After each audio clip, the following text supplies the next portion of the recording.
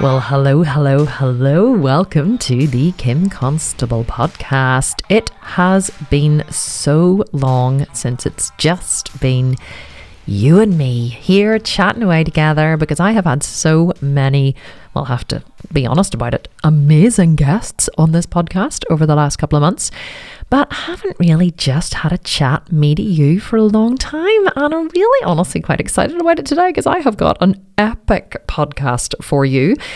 And it has been spawned from everybody in my groups asking me to please start a parenting podcast. People keep saying, Kim, start a parenting podcast. I'm like, not likely, because I can't even find the time to run my life as it is currently. Never mind adding a parenting podcast. In fact, I failed so miserably, I didn't even do a podcast, didn't even record a podcast last week, because I just ran out of time. And I sent my team a message and I was like, I've made the executive decision that there will be no podcast this week because I've just run out of time. But I didn't run out of time this week. I decided to come to the office late in the evening. It's 8 o'clock in the evening and the sun is going down and it's a beautiful evening. And I just thought, I'm going to go and cozy up in the office with my microphone and with my listeners and have a wee chat. So that's what we're going to do today. And before we get into the content, which you are just going to love, well, hopefully I think you're going to love it. Don't forget that if you want to win a Sculpted Vegan program, all you have to do is leave a review wherever you listen to this podcast. Send me a screenshot on Instagram. And if you don't do that, you won't be in with a chance to win. You have to send me the screenshot on Instagram and we will enter you into a draw to win a Sculpted Vegan program of your choice, any program at all. And we will be doing the draw for May. This is now the middle of April. We will be doing the draw for April at the start of May and announcing the podcast winner then. Okay, so let's get into the content for this week. What are we going to talk about? Well, like I said, people keep asking me, when am I going to start a parenting podcast? So today, it was actually supposed to be about squatting, but I think I'm going to do that next week because just to give you a little, heads up for what's going to happen next week, I have gone back to free bar squatting and deadlifting. And you may be like, well, Kim, that's really terribly exciting. Not. The reason why I wanted to make a podcast about it is because I always swore, like I said, I would never make a home program, but yet we spent all last year making home programs with fucking booty bands. I said that I would never go back to squatting and deadlifting with a free bar. And of course, what have I done? I've gone back to squatting and deadlifting with a free bar, but it's been wonderful to do it. And there's loads of reasons why I've done it. And I want to talk about those. And I'm going to chat about all that next week. So I'm just giving you a wee heads up. But this week, what we are going to talk about is how to have a better relationship or a better communication with your kids. I didn't really know what to call this podcast, to be honest, but it really was spawned from the fact that I actually had a fantastic incident with one of my kids in the kitchen this evening before I came here, which is why I decided to change the topic of the podcast. And it was so profound for me that I decided that it would be profound for you as well. As I learn, so shall you. So I'm going to talk about that story particularly at the end. But I guess what I wanted to talk about is I think the reason why so many people are interested in my parenting style and the way that we parent our kids, and the amount of parenting I talk about in this podcast is pretty huge. There seems to be a real shift from the authoritarian paradigm that we used to live in with our kids right, to present day, which is becoming more of a peaceful parenting paradigm. And that was a lot of P's in one sentence. But what do I mean by this? Well, whenever I was growing up, I lived in a very might is right authoritarian paradigm. My parents were my parents, not my friends. Even though my mom was, fun to be around, and whenever we were teenagers, we had great crack with her and with my dad. Whenever we were kids, it was like, whatever, mommy and daddy said yes or no or 3 bags full, and you just towed the line and you didn't question. You just did what you were told. If you questioned it, you got spanked, or if you did something bad or wrong, you were punished. You were sent to your room. We had the naughty step. We had all kinds of stuff like that whenever we were growing up, and that kind of seemed pretty normal. And I know that many people actually still do things like that with their kids, but I think a lot of people are interested is because we don't actually punish our children. None of our children have ever cried it out, never been put on the naughty step. They've never been punished. They've never been shamed. They've never been sent to their room. They've never been shouted at. They've never been told they're bad or wrong. They have never had any kind of suppression in their lives whatsoever. So in fact, they don't even understand suppression. They don't even understand what it is. They're confused when, like my eldest son, Corey, my coach would work with him sometimes on issues that he's having. And she said to me the other week, she said, do you understand that Corey doesn't understand suppression? And I said, he doesn't. And she said, no. She said he doesn't understand punishment or suppression. Whenever his friends online are being mean to him or are punishing him, he thinks that it's something that he's done wrong, or he thinks that they just don't have enough data. And if he can just give them some more information, that they'll change their behavior. They just lack data, and that's why they're being that way. He actually doesn't understand that people will be mean just to be mean. Because, my kids have never been to school, so they've never had any kind of, playground politics or bullying or meanness or anything like that. And she said he actually just doesn't understand suppression. And I was like, is this a bad thing? She was like, no, it means you've done a superb job. She said, but you need to teach him what it is so that he recognizes it, because now it's a problem that he doesn't actually recognize it. So, I have always parented my kids that way, but it definitely wasn't, the way I was brought up. I mean, and I guess that the first story that I was thinking of to kind of illustrate my point of what I'm talking about is, I remember whenever I was a teenager, I think I reached about 12 or 13 years of age. I think I was about 12. I remember I changed schools when I was 12. I used to go to boarding school, as many people who listen to this podcast will know. And then I changed schools to a grammar school here in Belfast. And I met a friend. Her name was Alex. My parents detested her because she led me into all kinds of trouble. And I remember she wasn't a goth, but she wore, whenever I was younger, DM boots, Doc Martens were in fashion, and the more badass you were, the more holes you had in your DMs. So it was either you had 8-hole DMs or 12-hole DMs or 15-hole DMs, and you wanted these real clumpy boots, and everybody loved them, and kind of skin tight jeans or black leggings, and kind of we would have dressed quite gothic-y, I guess. And whenever I started going through this stage, which is a beautiful stage called Individuation, it just doesn't seem very beautiful for the parents of children who are going through it. Whenever I reached this stage, I remember I just wanted everything black. I just loved the color black. I wanted my clothes to be black, my hair to be black. I wanted my nails to be black. I wanted everything to be black, because I had decided that I identified with this group of people who wore clumpy DMs and black leggings, and I wanted everything to be black, much to my mother's horror. And my mom, of course, my parents tried everything. They tried the shame, we had the shame button installed. I've talked about that a lot in the podcast. So, my mom would have used shame to control me. So it would have been like, oh, you look so awful. Like those leggings are just terrible looking on you. Oh my God, those boots are disgusting. You look like you're a miner going down the coal mines, or, that's shame. That is, parents do that to control their children. They comment on their behavior, on their clothes, whatever. And the intent is to make them feel bad, and they want to make them feel bad, so they will stop the behavior so that the parent can go back to feeling like a wonderful parent, with a really nice, well brought up, well mannered, well dressed child. That's the only reason why parents use shame. It's nothing to do with the child. It's everything to do with them wanting their lives to be more comfortable. So I decided I wanted everything black. And of course, my mum and my dad and everybody completely hated my leather jackets and the way I was dressing, and tried to use a lot of shame on me to get me to stop. But I was a very defiant child. And so the shame didn't work. It just made me hide. It just made me only be my true self when I was out with my friends, and it made me hide the other parts of myself whenever I was at home, which is a really awful way to be, but that's how most people parent their kids. And I remember that my mum was redecorating my room, and I decided that I wanted my room to be, you guessed it, black. Yep, I wanted my room to be black. I wanted black curtains. I wanted black wallpaper. I wanted black carpet. I wanted black bed sheets. I was like, please. And I begged and I begged and I begged, please, please, please, can I make my room black? Please, can I make my room black? And I remember my mum going, Kim, no, oh my God. And she gave me all the reasons why. She was like, that you would never get the paint, like you would never be able to paint the walls again. It would be like, take like 20 coats, and you can't have your room black. And, and really what my mum was thinking was, what the hell will people think? My mum wanted to decorate my room in a really lovely way, so it was nice and wonderful and lovely to look at. She did not want me living in a black bedroom. And I remember begging and pleading and begging and pleading. And finally, I remember she allowed me to get, I think they were Playboy bunnies bunny curtains, but they were the only black ones that we could find in the shop. They were black with like grey, I think, through them, and they had some colours in them. They had the Playboy bunny rabbits on them, but she would not let me get a black carpet, and she would not let me paint my walls black, and my walls had to be Laura Ashley yellow, right? Wallpaper. Do you remember whenever they used to do that terrible thing where they did wallpaper on the bottom and no, actually that wasn't wallpaper in my room, now that I think about it, because I had that terrible grainy wallpaper. But she wouldn't let me paint the walls black. I had to paint them yellow. So walls were yellow, carpet was yellow, curtains were black, and I remember I got the matching bed sheets. They were black too. So I felt like I'd won a little victory, right? Won a little victory. At least I got black curtains and black bed sheets, because I didn't actually think she would let me paint the whole room black.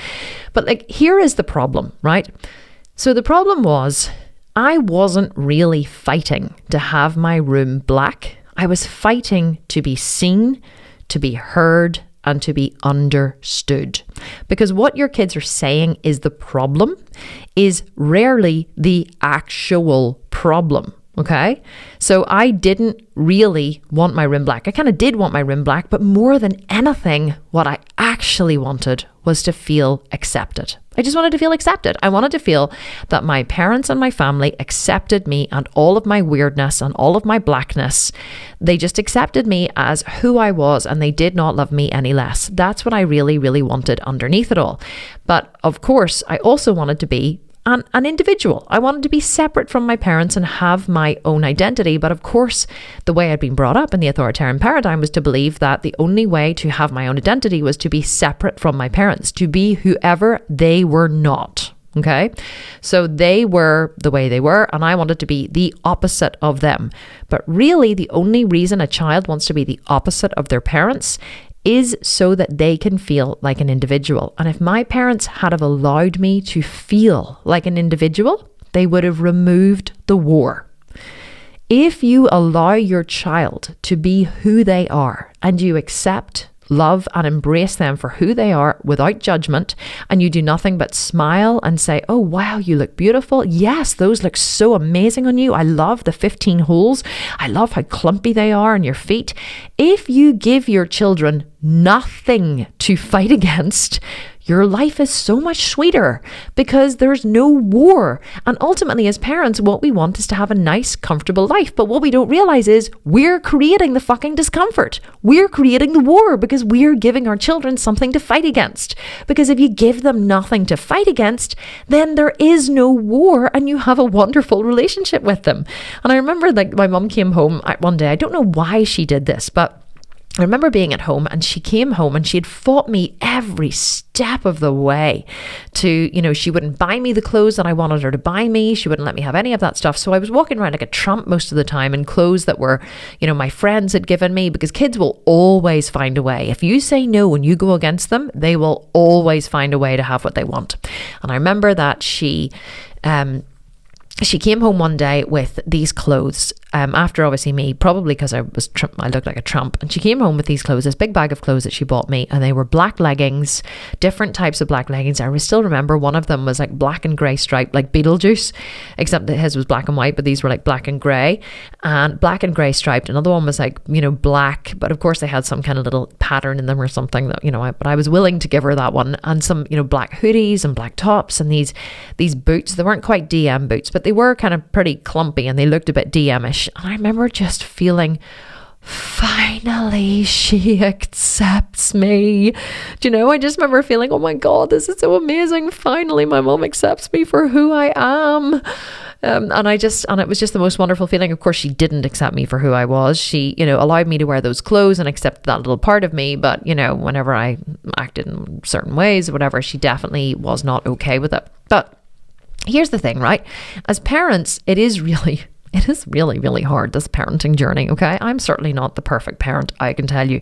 Because the thing about it is, I fight this every single day with my kids. We want our kids to be, or we feel like they are an extension of us, don't we? Like they feel like they're an extension of us, especially if you're a woman listening to this, if you're a mother. You grew your baby in your belly, or maybe you adopted your baby, but you feel like that child is an extension of you.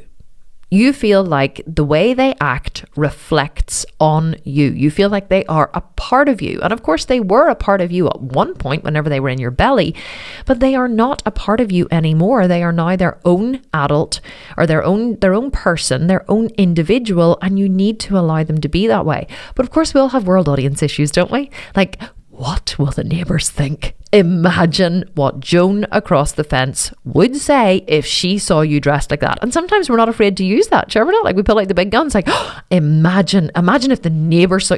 What would Margot down the street say? Like, we pull that out, to shame our kids in order to change their behaviour. And not that I've ever done this, by the way, or you have. I'm talking about those other people. Other people, not the people who listen to this podcast, but other people who do that. Not us, not me, not you. Other people. And so we have this whole, what will people think? Because we're totally geared to train about what others think.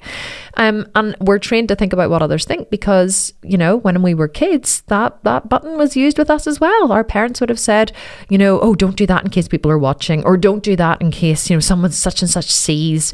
So we learn to kind of compartmentalize and hide away this part of ourself that is, that we only allow out at home. We only allow out with our parents or with our best friends.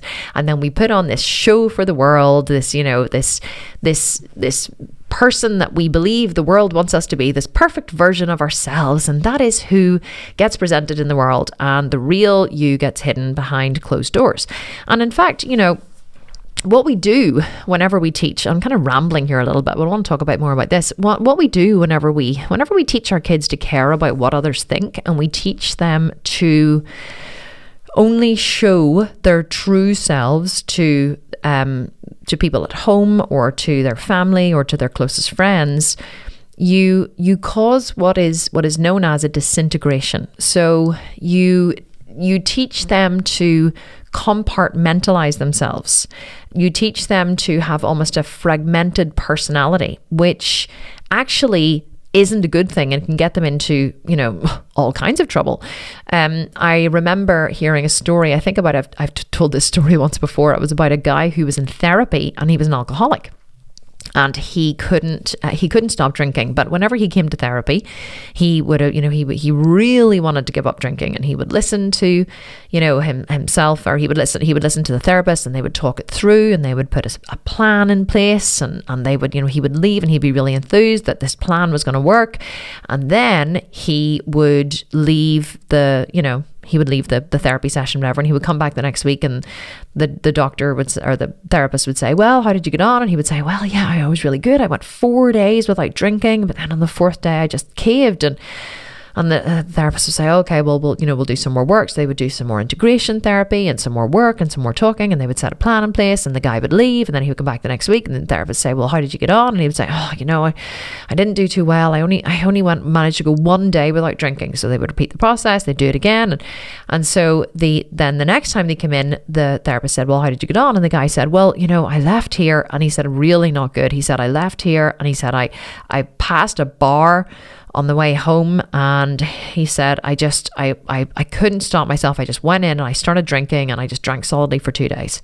And the therapist was a bit like, okay, a bit clueless as to what to do. So he thought, I know, I have an idea. So they worked through their therapy session, and the next time the guy came to therapy, the therapist said to him, well, how did you get on this week? And the guy said, well, and he started to talk, and the therapist said, wait, hang on. And he reached down and he opened his drawer and he pulled out a bottle of Jack Daniels, and he slammed the Jack Daniels on the table. And he said to the guy, first, let's have a drink. And the guy went, oh, great. And the therapist said, okay, perfect. That's the part of you I want to talk to, not that other guy who comes to therapy. Because the guy was a Jack Daniels drinker. He had told the therapist that before. And so that is basically what we do whenever we don't accept our children, whenever we punish them, whenever we control them, we teach them that a part of themselves is bad. And so that what they do is they hide this part of themselves, or they compartmentalize themselves, or they fragment themselves into two different people. And that really doesn't bode them well whenever they grow up, because, the therapist obviously had to work with the part of the guy who likes to drink drink, but he wasn't the guy who came to therapy. It was the other part who came to therapy. But I don't know what happened in the story after that. Hopefully he got to the root of the issue and the guy stopped drinking. But it just demonstrates how we are completely fragmented in not all ways. And it's not like we're leading a double life, but in many areas of our life, certainly in this area where this guy was drinking, he was fragmented. I actually see this a lot online. There was a particular online entrepreneur who recently got an awful lot of flack for a video that this person put up. And she got absolutely torn to shreds. People saying that, just basically attacking this person for what she said in the video. And I just looked at it very curiously, because I realized that this person has portrayed, this is my take on it. This person has portrayed up until now this real wholesome, blonde, all-American, white teeth girl image. But that isn't really who she is, right? I find that my American friends and counterparts have been brought up with this wholesome American cheerleader kind of image, this of perfection that they should strive for. But that's rarely who they are underneath, because who actually really is like that? And so therefore, I find Americans to be quite I'll just say it out loud. I find a lot of Americans to be quite false. It's this whole have a nice day and you're welcome. And, they have this whole, hey, how are you? This whole smile and da da da. And I find that all to be really, really, like, is that really who you are? I get a lot of praise online I get a lot of hate online too, but people either love me or they hate me, because I'm not afraid to be who I am. Somebody said to me the other week, the thing about you, Kim, is you are who you are wherever you go. You are the same, I think it was one of my housekeepers, actually, my weekend housekeeper said to me, all her friends keep saying to her, what's she like? What's she like? What's the Sculpted Vegan like? And, Antoinette keeps saying, she's lovely. Like, she's exactly the same. They're like, no, but what's she really like? Is she really up herself? Like, is she really snobby? And Antoinette's like, no, seriously. The person you see on Instagram is who she is. That is who she is at home. She doesn't change. And they're like, really? Like, they expect you to have this online persona and then to be completely different behind the scenes. But I don't have a persona. I don't have the Sculpted Vegan persona online. I am me wherever I go. If you meet me in real life, I talk exactly like I talk in these podcasts. I am exactly the same on Instagram. I'm exactly the same at home with my husband and kids, with my family, with my friends, with strangers on the street. I don't change, because I'm very integrated. I've done a lot of work over the years to integrate, to find all of the cracks in my personality, all the fragments of my personality, and work to integrate them. But the reason why I'm making this point to you is because where these fragments happen is in childhood. It's in childhood, and how they happen in childhood is when we punish, blame, and shame our children, and we don't accept them for who they are. We don't allow them the freedom to express themselves and be who they are. Now, I'm not saying that you should allow your kids to do anything dangerous or to, get into drugs or anything like that. Like, parenting is necessary, okay? Guidance is necessary. But let me tell you what happens. Whenever you're not controlling your children, whenever they know that you are not trying to control them, they listen to you. Most children don't listen to their parents because they're so used to their parents having their own agenda. They know that the parents don't have, in inverted commas, the child's best interests at heart. Children are not stupid. They know that the reason why we're trying to control them is to make our lives easier and better, and to, keep up with the Joneses and all of those other things. Oftentimes, if a child asks at 13 years of age, can I go to a nightclub with my friends? You're more than likely going to say no. I'm using that scenario because I used to ask to go to nightclubs constantly whenever I was younger. And whenever my mother said no, I just found a way to go anyway. So, if you're going to if your child comes to you at 13 and says, can I go to a nightclub? You're probably going to say no. Okay. If your child comes to you at 13 and says, and you're redecorating their room and they say, can I paint my room black? You know what? Paint the fucking room black, or at least compromise and do it dark grey. At least listen to your child, and don't just automatically say, no, you can't, because it's inconvenient for you, or you don't want it, or you don't like it.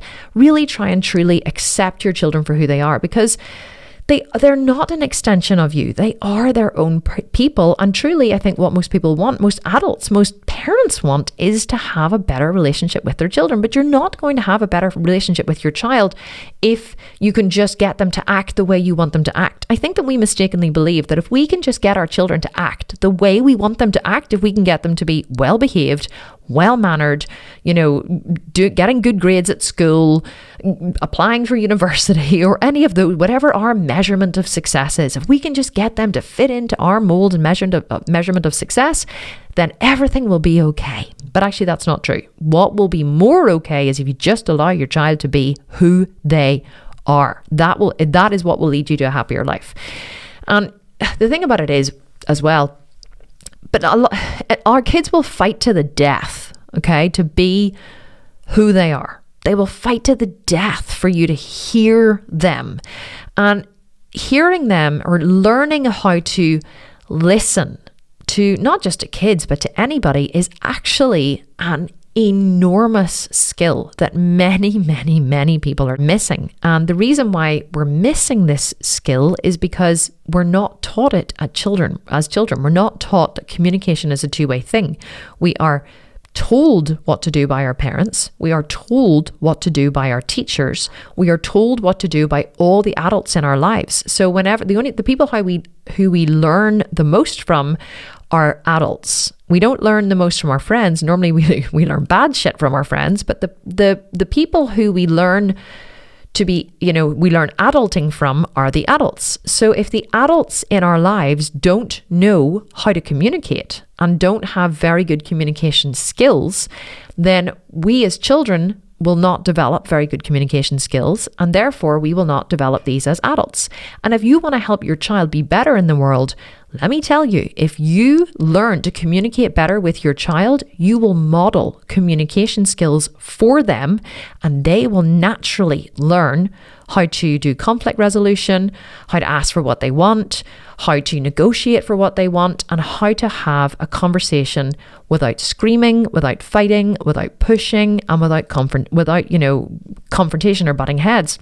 This actually reminds me of a story where recently I was traveling in the car with my sister Carol. We were going to see my sister Carrie. She had invited us over for coffee, and Carol said, "I'll pick you up on the way because my house is on the way to Carrie's."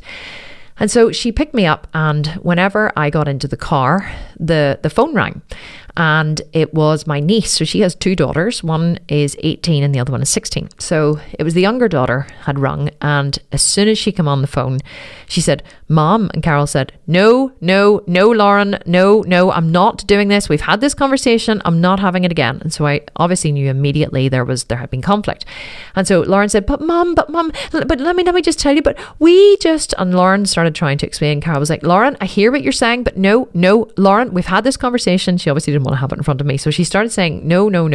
So then the next thing, Gemma, the older one, comes on the phone. Gemma goes, "No, mom, but listen to me. Mom, listen to me. No, you listen to me." And Carol was like, Gemma, don't you listen to me. So I realized that there was obviously confrontation here. So Gemma started saying, "No, but mom, but if we do this and blah, blah, blah, and she started trying to explain. And so Carol listened for a second and gave her, a moment to speak. And then she said, "Gemma, no." She said, "You've asked me and I'm not going to do it." And I thought, okay, I'm going to intervene. So I put my hand on Carol's arm and I said, I said, Gemma, she was on speaker, and she went, "Yes." And I said, "This is your Auntie Kim." And she went, "Hello." And I said, "Hi." And I said, "Gemma, tell me what the problem is." I said to her, "Gemma, it sounds like you're really upset." And she went, "Well, yeah." And I said, so tell me what the problem is." So Gemma started to explain the problem. And it was something like the neighbour had asked, if they were going for a walk with their dog, could they possibly pop over and pick up her dog Chewy and take Chewy for a walk as well? So, or I think the girls had offered, they'd said, "We'll take Chewy, no problem at all." And Carol said, "That's great." So whenever they went over to ring the doorbell, I think that her elderly parents live with her and they had carers in. So the mother had gone into the back room and the carers were in the front room with her elderly father.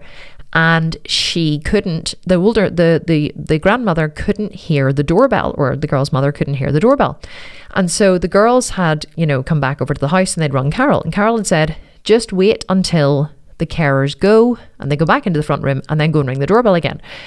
And so, but the girls didn't want to do this. They wanted Carol to ring the neighbour, who then was to ring the mother, and then the mother would have to tell her, and she would have to ring Carol, and Carol would have to ring Gemma. And what they were asking to do was a very, very, very unreasonable roundabout solution. So I said to Gemma, "Tell me what the problem is." So she told me the problem, and I said, okay, so then I repeated the problem to her. I said, so it sounds like you guys really do want to, you guys really want to take the dog for a walk, but for some reason, for whatever reason, you don't want to call, I think her name's Grania. You don't want to call Grania. And, you don't want to be the one to make the call to Grania. And Gemma said, yes. And I said, it also sounds like you don't want to go and ring the doorbell again because you don't want to disturb the neighbours. Like, I just tried on what it would be for me. And Gemma said, yes, that's right.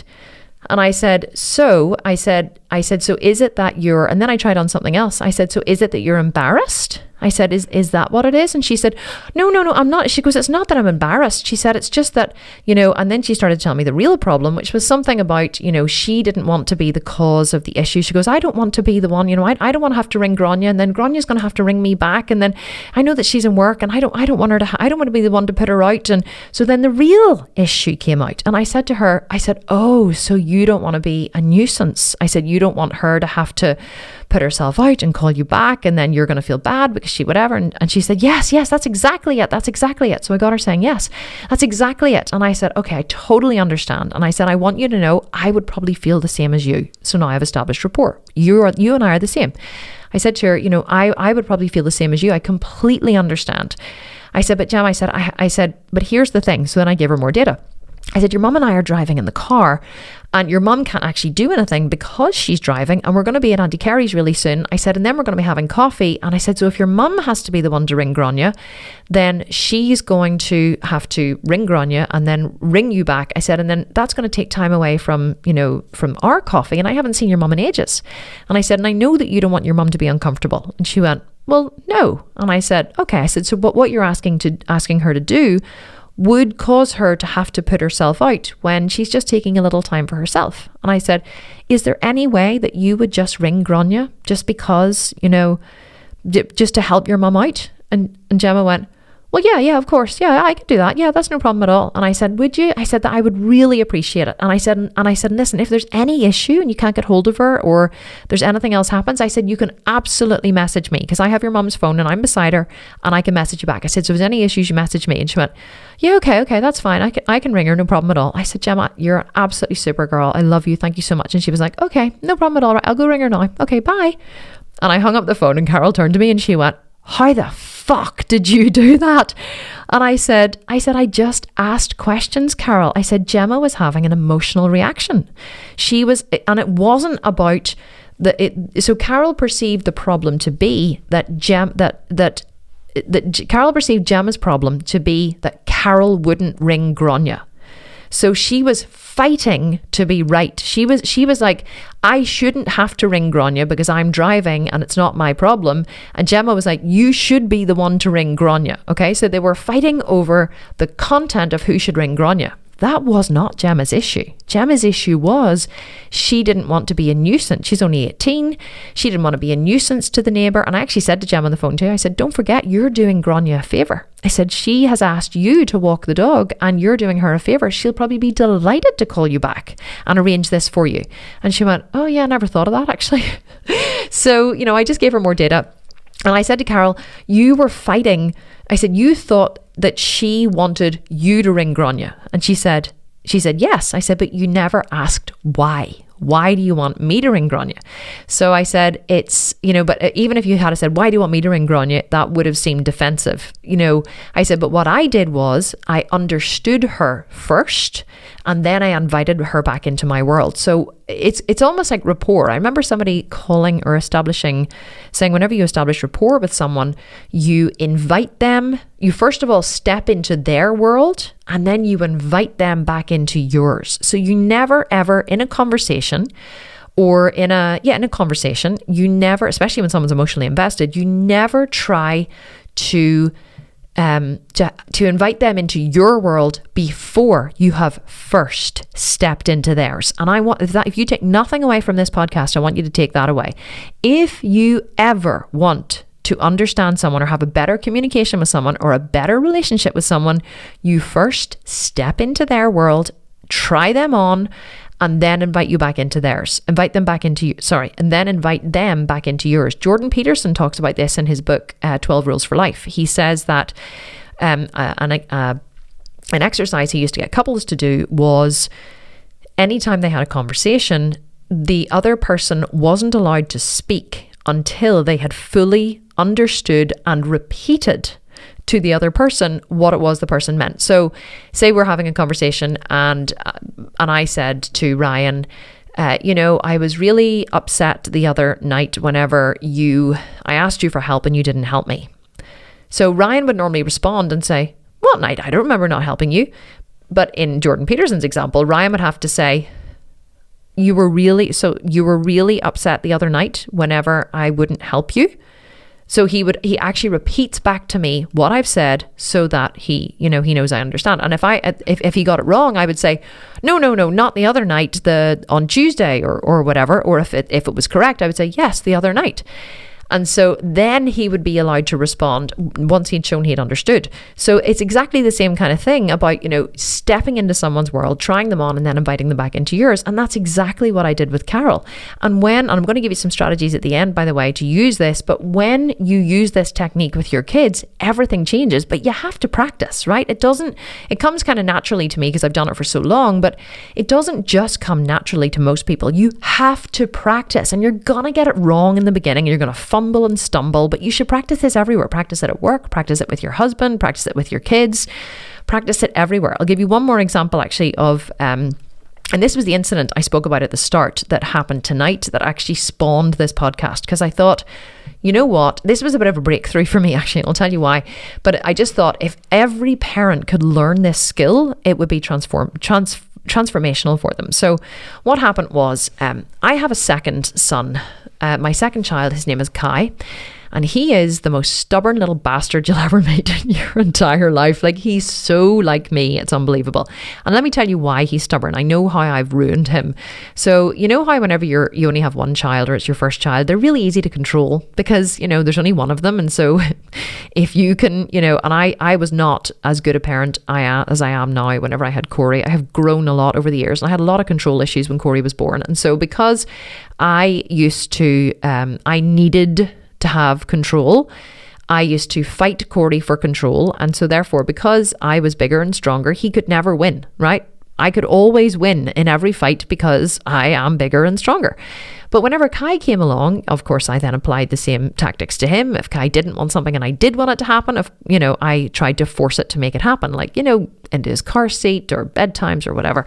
And so, but Kai, because I had another child to tend to, I didn't have the same amount of time to invest in winning.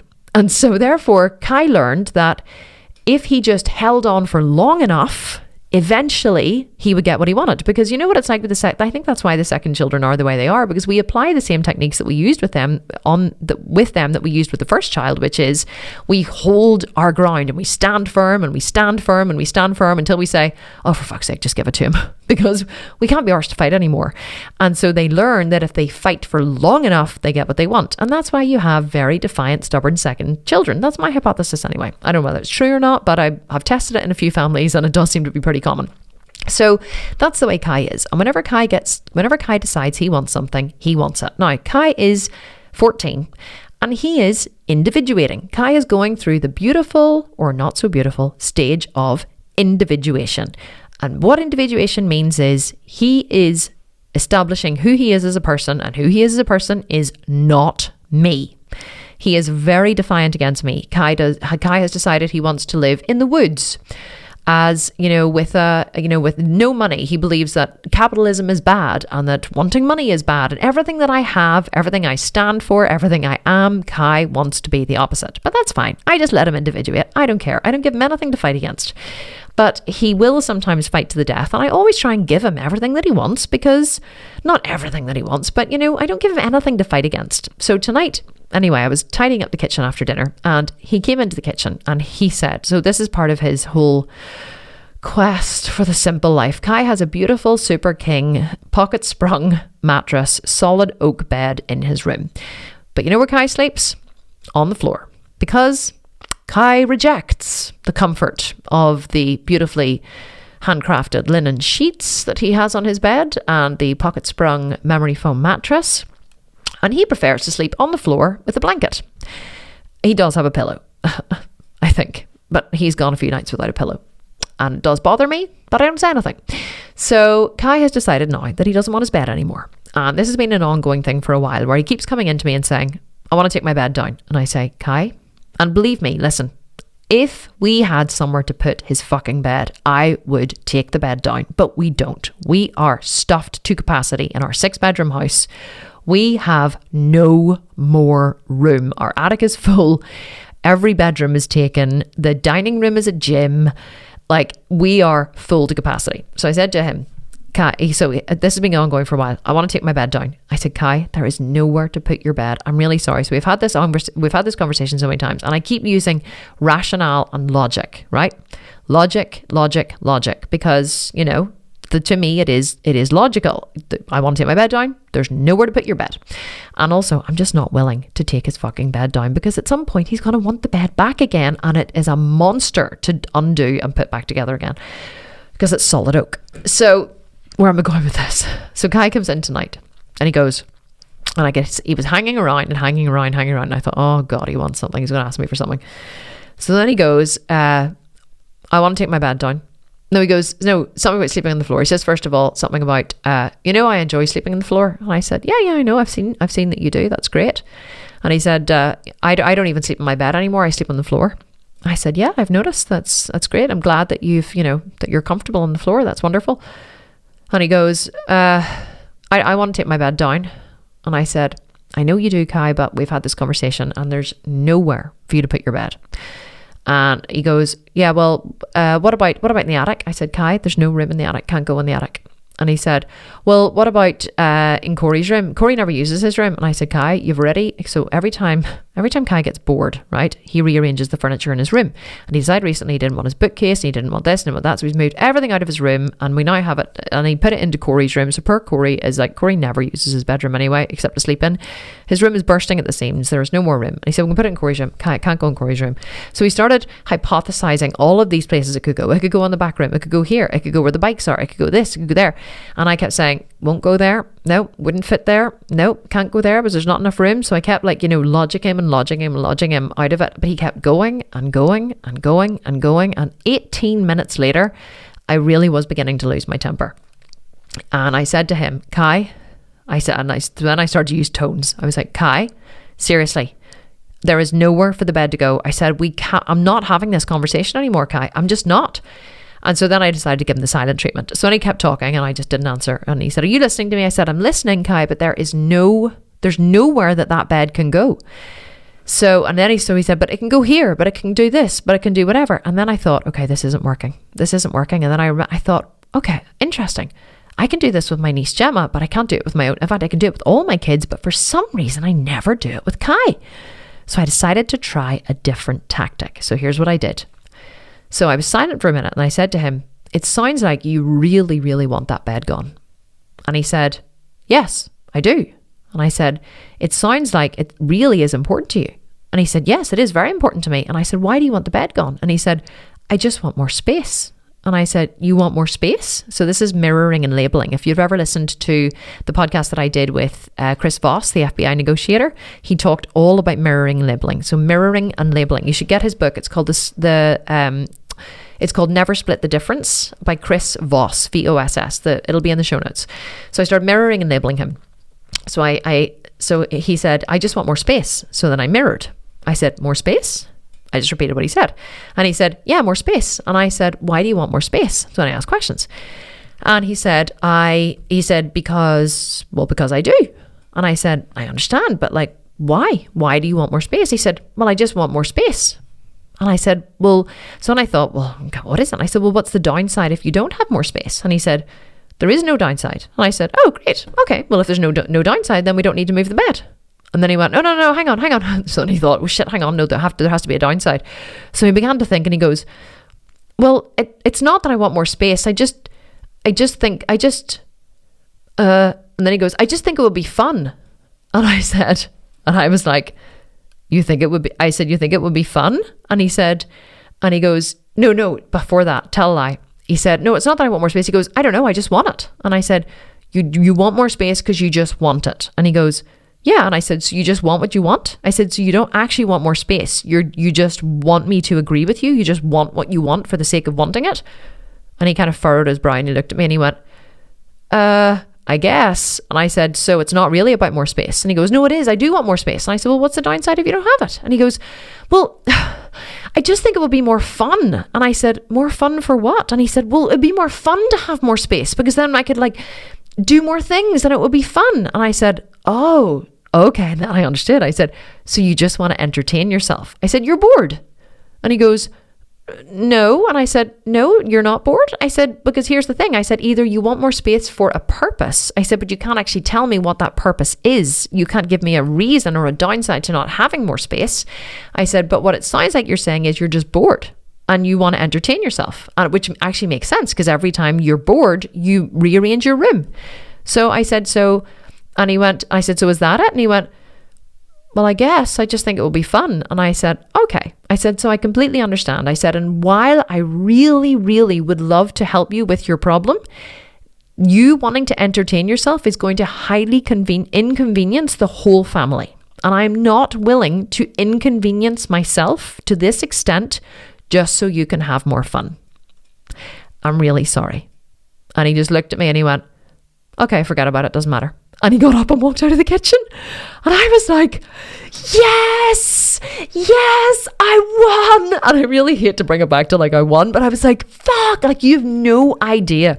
I have never, ever had an interaction like that with Kai before where I never shout or get angry or whatever, but it's usually left feeling very unresolved. I'm usually feeling like I have been like a bad parent because I haven't given him what he wants, and I really want to give them what he wants, but I'm not actually willing to be fucking uncomfortable, like seriously uncomfortable myself or put myself out, or do you know what I'm saying? Like my needs are important too, but yeah, I'm always left with this kind of empty feeling. But what I realized recently was children don't always, well, they do want what they want, right? They do want you to do the thing, and that would actually, take away the problem half the time.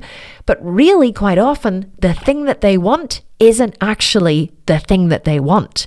There is an emotional attachment or a need underneath the thing that they are fighting for. And if you just slow down, take the time and ask questions and teach yourself, train yourself to ask questions, you will get to the real issue. Your child will feel understood and heard by you, and the problem will resolve itself and everybody will be happy. Because here's the thing, Kai would have loved the bed to be moved, but he felt equally at peace with the fact that I understood him and took the time to listen. And also, when I had identified that all he wanted, by his own admission, by the way, I didn't say to him, all you want is to, if I had accused him and said, all you want is to entertain yourself. You do this every time you're bored. He would have said, no, I don't. And he would have defended because it was an accusation. But I got him to admit it, right? By asking questions. Why would you want it? What's the downside if you don't get it? And he was like, I just think it would be fun. And then I realized he just wanted to entertain himself, and I wasn't willing to put myself out to entertain him. And he realized he could not have asked me to do that. So it just resolved itself. So here's the final point that I want to make, and I'm going to give you a few things before we finish. Not a few things. I'm going to give you a few pointers for how you can practice this yourself, right? Listening is a skill, and listening isn't just sitting quietly waiting for the other person to finish so you can speak. That is how most people think about listening, right? That is how most listening is done. I'm just sitting here, waiting for you to finish speaking so I can tell you my great and wonderful story, which actually tops yours. Okay? That's how most conversations go. But listening is, whenever you listen to understand, it takes on a whole new level. And how you understand is by asking questions. But most people don't listen to understand because most people truly actually aren't that interested in anyone but themselves. We are complete and utter narcissists at heart. We don't really give a shit what anybody else thinks or feels or understands about the world. We're truly not interested in them. We're just interested most of the time in being right. We just want to be right. That's the only conversation that we have, or most of the conversations that we have are just about being right. And see if you start to watch people, okay? Or if you have big right wrongs, you're actually not going to see it in other people. But whenever you work all your right wrong stuff, you begin to notice that most people like I said, don't have conversations. They have right wrongs. I see this all the time and I find it hilarious. My husband and I sit and watch in social gatherings, especially with husbands and wives, that husbands and wives don't really have conversations. They just have right wrongs. My sister and her husband my sister is massively against the corona vaccine and her husband is massively for the corona vaccine. Okay. And they both just need to be right. And so every time we're together, they argue their position and neither one is ever going to bend to the other one. Neither one is ever going to concede a point to the other one. Neither one is ever going to see the other person's point of view. Why? Because neither of them feels understood or heard by the other one. Neither of them. And so, but if one of them just took the time to say to the other, so tell me a little more about why that is, or tell me about what it is about that that's important to you, or tell me what the downside is if you don't get that, you would get to the true issue. You would get to the true issue. And if you really just took time to get to the true issue, the person would feel understood by you and they wouldn't feel the need to fight you anymore. It is a superpower if you will allow yourself to develop it. So I really want you to teach yourself how to have better communication and how to listen to understand, not listen to respond. But here's the thing, it's very hard whenever you have a massive need to be right. And many of us have a massive need to be right because as children, we were constantly made wrong. We were constantly told that, that we were wrong by our parents because they were like, no, I am right, you are wrong. Our parents fought with us all the time. They said, what you think is not right, what I think is right. No, those are not the right clothes to wear. That is not the right thing to do. That is not the right way to be. That is not the right thing to say. Don't say that. We were blamed and punished. Don't say that. Don't be like that. Don't look at me like that. How dare you look at me like that? Those all develop right wrongs in kids. Punishment and blame and responsibility go hand in hand with right and wrong. Whenever you are blamed as a child, you develop a massive amount of pride. When you develop a massive amount of pride, you develop a huge need to be right. Prideful people have the most enormous needs to be right. It's unbelievable. So if that's you, you need to try and break your pride in order to break through this. And if you're not able to really listen to understand, I'm sorry, but you're probably a narcissist. We all are, by the way. All the best people are. But you really need to break through that. You really have to try and listen to understand. And how you listen to understand is by asking questions. And the best people to practice on are your children. What else have I written here? Just check my notes. I said, if you force your need to be right onto your children, you'll teach them to do this in their relationships. Yeah, so if you do this to your kids, you'll teach them how to be with other people. Because here's the thing, they might not fight with you anymore because they perceive that they will never win, but they will fight to be right everywhere else in their life. So if you get into right wrongs with your kids and you win, without them really feeling that you understand them, they will stop fighting you, but they will go and fight to be right in every other relationship in their life. And that is really, truly not a good thing. So let me finish with some questions. It's not really questions to ask your kids. It's more strategies let's call it strategies to be a better communicator, strategies to have a better relationship with your kids. Okay. So, and these are going to be in the show notes, by the way, but if you're listening and you have a pen and paper handy, you can write them down. Okay. So number one, the first thing you have to do is use it seems like or it sounds like questions to establish what it is that they want. So I said to Kai, it sounds like you want the bed to be totally gone from your room. It sounds like you really want the bed to be gone. And he said, yes. And so either whenever you use it seems like or it sounds like, or I'll say, even I could say to him, it seems like this is something you really, really want, or it seems like this is something that's really important to you. And either he'll say, yes, it is really important to me, or he'll say, well, no, it's not that important. And he'll correct you and he'll give you more data. Either way, it establishes the first line of communication. The second thing that you do is ask why questions. So when you've established that it is really important to them, then you say, why? Why is that important to you? Or why do you want the bed gone? Or what would that give you? So I would say to Kai, so why is it important to you that the bed is gone? And Kai said, well, it would give me more space. Okay, so you have to ask, why is it important to you? That's the next question. Number 3 is, what will be the downside if you didn't get it? So what you're trying to do is you're trying to identify the real problem. So Kai said to me, I want the bed gone because I want more space. And I said, why do you want more space? And he said, I don't know, I just want more space. So if he had have known what it was, he would have said, well, I want more space so that I can play basketball in my room. And then I would have said, well, why do you want to play basketball in your room? Which would probably still have come back to the fact that he was bored. So you just have to keep asking why questions. So, and if they can't get it, then you say, well, what would be the downside if you didn't get it? Because then they can say, oh, well, then I wouldn't be able to blah, blah, blah. So that's the third thing. So first one is, it seems like or it sounds like. Number 2 is why questions. Number 3 is what would be the downside if you didn't get it? And that identifies the real problem. Number 4 is, what will having it give you? This is the same as the above, but asks the other side. So if Kai was like, I don't know, I just want more space. I don't know, I just want more space. And this does happen quite a lot. So then I could have said, well, what will having more space give you? And if you have more space, how would that change things? You know, you want to establish what actually is the problem here. So that's number 4. Number 5 is, why do you need it to be that way? So it's kind of the same as the above, but what you're doing is by using all of these questions interchangeably, you're eliciting more and more and more information. So you're showing that you have a real need to understand.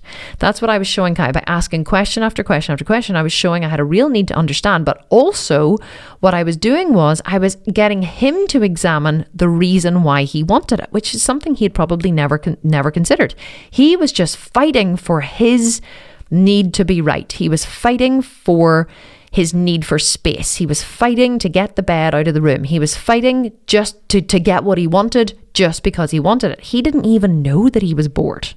So don't always assume that the person you're talking to knows what it is that they want. Quite often they don't know what it is that they want, and you're helping to elicit the information for them. And they will think that you are an absolute magician whenever you do this. So why do you need it to be that way? So why do you need more space? Why do you need your bedroom to have more space? This establishes the emotional attachment or reveals the actual problem. So Kai reached a point where he couldn't answer my questions anymore. So we really had to look at, well, why do I want it? And in his case, what it was he said, I just think it would be more fun. Now, I could have said, why would it be more fun? Why is having more fun important to you? Like, I could have gone there, but I didn't need to, because all I wanted to do was establish the reason why he wanted the bed moved. So in Kai's case, the actual problem was that he was bored. So as soon as I saw it, I said, oh, okay. So you just want to have more fun. It's not that you need more space. You just want to have more fun. And he said, yeah. So then I said, I totally understand. And I understand where you're coming from. Like, having fun is wonderful. And I know that sometimes you're bored during the day and you don't get to see your friends because they're in school. I totally get how you want to have more fun. So again, I just showed him that I understood. But then I said, but Kai, you're asking the whole family to inconvenience themselves so that you can have more fun. And the thing is, he couldn't say, well, no, it's not for that, because he just told me it was. The words came out of his mouth, not mine. It wasn't an accusation. It was an admittance by him. So I said, you're asking the whole family to inconvenience themselves because you want to have more fun. Do you think that's the right thing to do? Do you think, is that a good thing to do, to ask everybody to inconvenience themselves just so you can entertain yourself? Do you think there's another way that you could entertain yourself that won't cause a huge amount of work for me, who already works a massive amount already, and for Daddy, and, for Corey, who's now going to have, potentially a bed shoved in his room when he doesn't want it? So as soon as I showed him what the problem was, he really couldn't keep pushing it, because it was apparent that his need for space wasn't real. And that's when he said, okay, forget about it, doesn't matter. And he left. And I doubt that he will ever bring it up again, because now he knows that I know that he knows. He knows that I know, and he knows what he knows. And he knows that him wanting to, we're not going to inconvenience ourselves just so he can have a bit more fun. He can go, I said to him, let me find another way to help you entertain yourself. And he said, no, it's fine. I don't want you to. I said, I'm more than happy. He even went to his room afterwards. I was like, Kai, I said, is there anything I can help you to do to have, have more fun? And he was like, no, I'm fine. You don't need to, don't worry. So he didn't even want any more help. That was fine. So, but asking these questions will unveil like the real problem. If there is one, there may not be. It may just be, I am having, I am feeling scared, or to phone Grania, or I want more fun, I'm feeling bored, whatever, okay? It'll unveil whatever the real problem is. And usually it's not actually a real problem. It's a perceived problem. It's an emotional attachment that people have. In Kai's case, he wasn't emotional about it. It wasn't an emotional attachment. It wasn't making him upset. In Gemma's case, it was an emotional attachment. She did not want to put someone else out, or she didn't want to feel like she was inconveniencing someone, and that there was a downside for her of doing that, because otherwise she would have just done it. But she didn't feel that was a good thing to do. And as soon as I showed her that I understood her, I understood how she felt, and I showed her how it would be helpful for her mom if she did that, she just went ahead and did it. So she was missing the information that it would have been difficult for Carol to make that call, because she was driving and she was going to Kerry's. And so once she saw that, she suddenly understood, and she was like, okay, that's fine, I'll make the call. But until that moment, she just thought her mum was refusing to do it because her mum didn't care, or whatever it was that she made it mean, which wasn't true. So communication is a two-way thing. There's usually data missing on both sides. Gemma didn't have the data that Carol was driving. It would have been difficult for her. She was going to have coffee at Kerry's. Carol didn't have the data that Gemma wasn't actually not wanting to do it, that she was just feeling upset about inconveniencing Grania or making a nuisance of herself or whatever. Once those two people understood the other one, the problem went away. So that's what I'm encouraging you to do with this information, and to use these strategies. And so then you can either solve the real problem, or you can choose not to solve the problem and explain why. So in Kai's case, if the real problem was, I'm bored, I could have helped him solve that problem and suggested we play a game of Scrabble. Or I could have said, I'm really sorry, Kai, but I'm actually not going to help you to entertain yourself, because you're 14 years of age and the world will not entertain you. You're going to have to figure out a way to entertain yourself. And so, but at least then when you have the data, when you're dealing with the real problem, you can actually solve it or not. And often you will find that the person will stop fighting once they feel understood by you. And so I hope that you've enjoyed this podcast. These strategies really are ones that I've been developing over the years, just by being constantly seeking information, constantly reading and applying, and like reading books and listening to audiobooks and, and all that stuff isn't enough. You actually have to apply what you've learned. I remember reading this thing years ago, which said that the reason why in your marketing, especially if you're teaching people that you should use bullet points, is because people, or if you like number one strategy, number two strategy, number three strategy, people feel like they have taken action by just reading action points. Isn't that interesting? They feel like they have actually taken action. And so I really wanted to, actually I have no idea why I said that. No, I'm like, I have completely lost my train of thought. Now I know what it is. I'm like, you know whenever you just completely lose your train of thought? So I don't want you to just listen to the action points and go, oh yeah, that's really good, Kim, I really like what you've taught me. I want you to write them down, or go to the show notes on the Sculpted Vegan website on this podcast, and I want you to actually start to practice them. And then I want you to do one more thing. I want you to write to me on Instagram, or tag me if you're in one of my Sculpted Vegan groups, or write a review. Actually, it'd be better if you wrote a review. Tell me in some way how this information has changed you, how you've used it, how it's bettered your relationships. Just tell me something in some way that I have helped you to be better in your life, because truly that's all I want. I want to be a better person.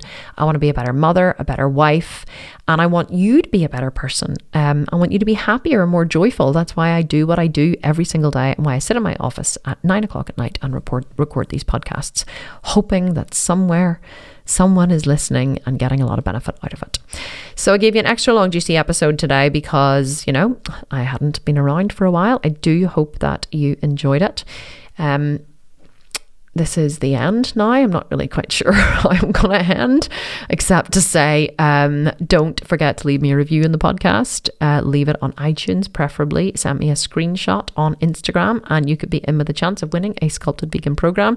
I will be back next week. I don't have another guest planned. Well, actually, I do have a guest next week, but I'll probably do the episode on squatting. Don't know if you're interested in why I started squatting and deadlifting again, but if you are, you better tune in next week to hear all about it. It probably will not be as exciting as this week's episode, episode, but we like to mix it up here on the Kim Constable Podcast and give you lots of variety of different stuff. But I will tie it in with some good stories and some fun stuff, and hopefully you'll learn a lot as well.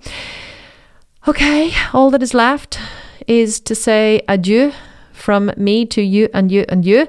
And 10 bonus points if you know what movie that's from. And I will speak to you all next week for another episode of the Kim Constable Podcast. Thank you so much for listening. I've missed you all so much, and I will speak to you next time. Have a wonderful week or a wonderful rest of the day wherever you are in the world. Mwah. Big kiss from me to you, and I will talk to you soon. Bye for now.